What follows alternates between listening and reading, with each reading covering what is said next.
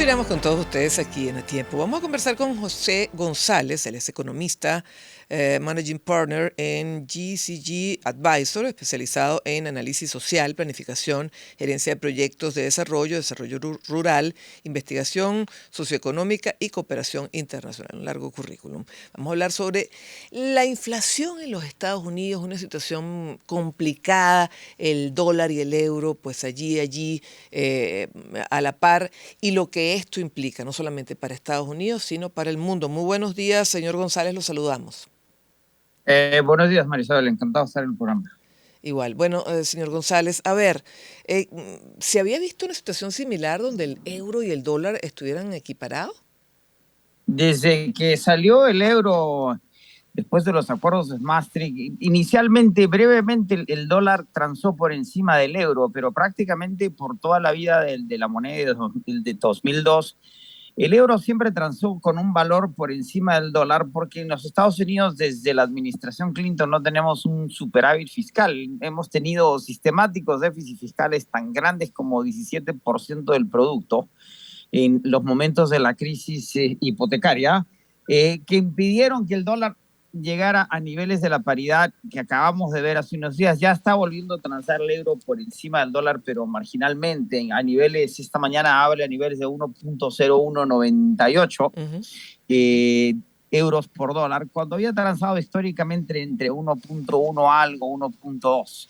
Y la relación está en estos niveles básicamente por los niveles inflacionarios globales. Los Estados Unidos anunció una inflación el mes pasado del 9.1%, la más alta en 40 años desde Wow. 1981, que pensar en el gobierno de Ronald Reagan, que heredó una inflación de doble dígito de la administración Carter. Y la inflación europea transa un punto, está transando, está no transando, está a niveles de un punto porcentual por debajo de la de los Estados Unidos, y la de Inglaterra, curiosamente, un punto por encima de la norteamericana, lo que ha forzado aumentos en las tasas de interés Ujú. inusuales en los Estados Unidos. En las últimas reuniones del Comité de Mercados Abiertos de la Reserva Federal tenemos otros la próxima semana. Se espera un aumento en las tasas de nuevo de 0.75%, y este aumento en las tasas de los Estados Unidos a una velocidad mucho mayor que la del Banco Central Europeo ha generado que la liquidez se vaya hacia el dólar, porque los Ujú. dólares retornan mejor que los Claro. euros, generando esta situación que estamos viviendo. Ahora, ¿cómo recibe el pueblo norteamericano esta situación de inflación que, como usted dice, pues tenía muchísimo tiempo que no se daba? Mire, en los Estados Unidos tenemos una elección de medio término en noviembre, que es la de elección a los 2 años, que suele suceder a los años de la juramentación del presidente, donde se reeligen o se eligen nuevos, por lo general, nuevos congresistas, nuevos senadores, o se reeligen los mismos congresistas o senadores y gobernadores. Y según las encuestas, el punto de mayor interés de los norteamericanos es la inflación. En la medida Ujú. que no habíamos visto inflación de estos niveles de nuevo en más de 20 años. Estábamos acostumbrados a inflación de un solo dígito.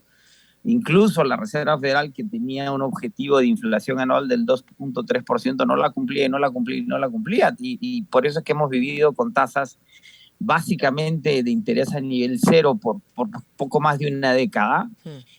que hoy día se ve trastornada. Y el problema con la inflación es que invade todos los espacios de la vida diaria, particularmente el consumidor. El Claro. petróleo está, la gasolina ha subido básicamente casi el 50%, 42, 46%. Lo mismo que la gasolina, que acaba de volver a bajar por estos temores Sí. recesivos que genera la inflación y las tasas de interés. Y en lo que se refiere al consumo diario, la inflación promedio en el supermercado en Estados Unidos es más o menos del 10%. De allí que incluso el tema de Ucrania le interese menos Ujú. a los electores norteamericanos que la inflación. Hay una palabra que genera muchísimo temor en los países y de manera global, y es el tema o la palabra recesión. ¿Qué tan cercano Uh-huh. estamos a una recesión mundial?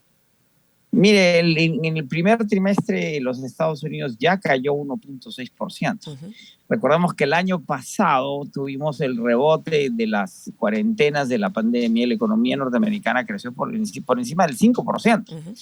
Y estos declives estadísticos, porque se comparan los crecimientos año a año, son naturales. No se puede crecer más de lo que se notó el año siguiente. Una recesión, técnicamente hablando, son 2 trimestres consecutivos de caída en el crecimiento. No necesariamente tiene que ser un crecimiento negativo, pero una desaceleración significativa. Según la Reserva Federal de Atlanta, que tiene un modelo que monitorea el crecimiento en tiempo real, pero es un indicador, no son los números oficiales del Departamento de Comercio, podríamos ya haber tenido un crecimiento negativo en el segundo trimestre, con lo cual ya estaríamos en una recesión técnica. Ahora, Ujú. todo el mercado niega tal posibilidad.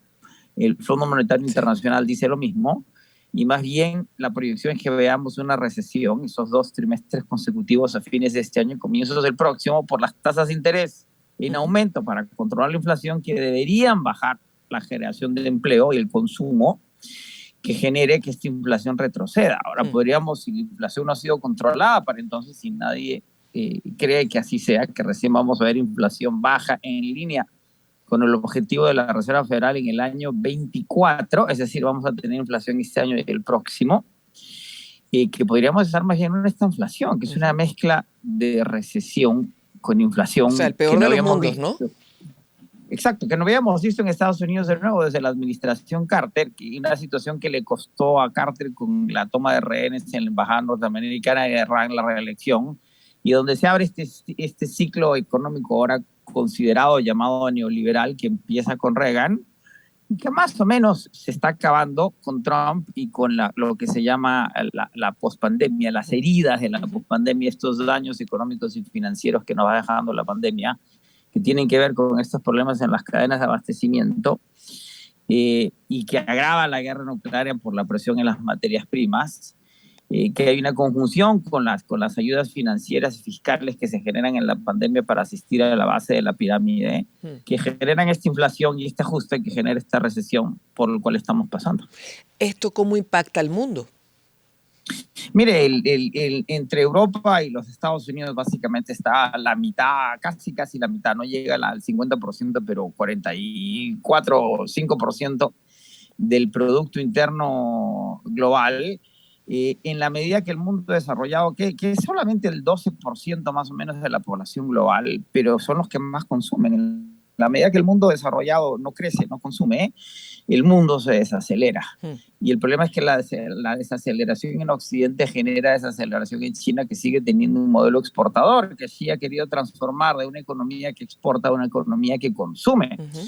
Entonces ya las expectativas son de que China no crezca el 5% que se esperaba, sino incluso por debajo de 3%, y hay pesimistas que dicen que podría crecer solamente 1%, que es lo que creció durante el peor año de la pandemia. La única economía que crece en el año 20, si no me equivoco, entre el 20 y 21 es China con 1%. Si Ujú. volvemos a ese punto, estamos viendo una desaceleración sincronizada de Sí. niveles que no habíamos visto en el pasado, y que afecta mucho más a Europa que a los Estados Unidos por la guerra en Ucrania y el efecto que está teniendo la guerra misma, Sí. y el embargo que están implementando los países europeos al petróleo y eventualmente al gas ruso, que es un problema Ujú. de mediano plazo en la medida que Bueno, los países europeos no pueden cortar esa dependencia de golpe. ayer Rusia volvió a amenazar a Europa con cortar aún más el suministro de gas. Es correcto, porque están haciendo una manutención del Nord Stream 1. Hay que recordar que el Nord Stream 3, el gasoducto que se estaba construyendo especialmente para Alemania, que no pasaba por el continente, sino que iba por el Mar del Norte, Ujú. se suspendió. Y hay un temor de que Rusia, concluido el mantenimiento, no reabra el gasoducto. Y Sí. hay otro problema, que ahora las turbinas que están siendo arregladas en Canadá por temas de sanciones no la están enviando de vuelta en Europa, y los europeos les están pidiendo a los canadienses que igual manden la turbina que la necesitan. Y Sí. estamos a puertas del invierno, a pesar de que estamos viviendo unas olas de calor inusuales, particularmente en Europa, en donde Inglaterra están en 44 grados centígrados.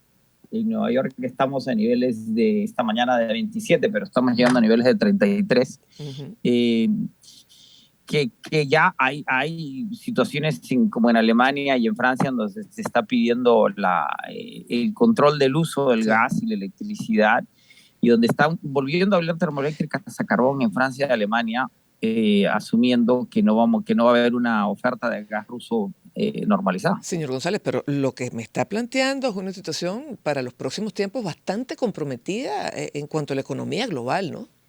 Es una desaceleración severa. Hay que tomar en cuenta, teníamos esa discusión hace unas semanas. Es una desaceleración severa, no es una. Hemos tenido recesiones graves durante la pandemia y durante la crisis hipotecaria del 2008-2009, pero muy puntuales, muy cortas.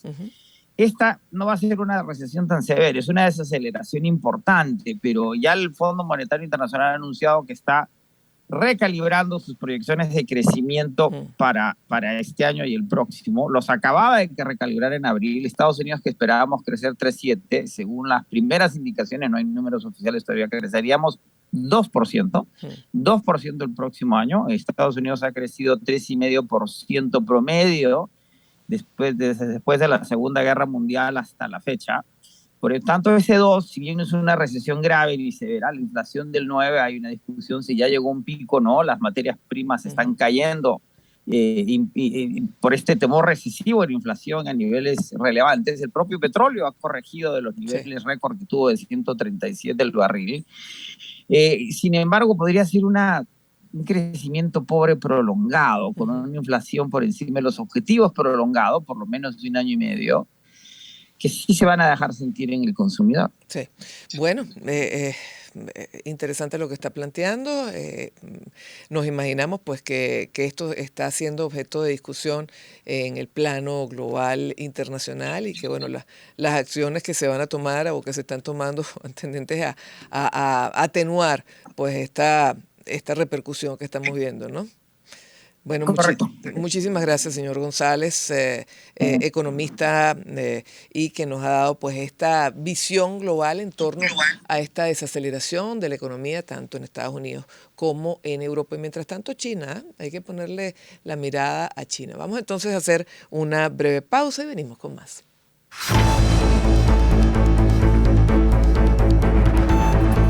Vida Pet celebra su mes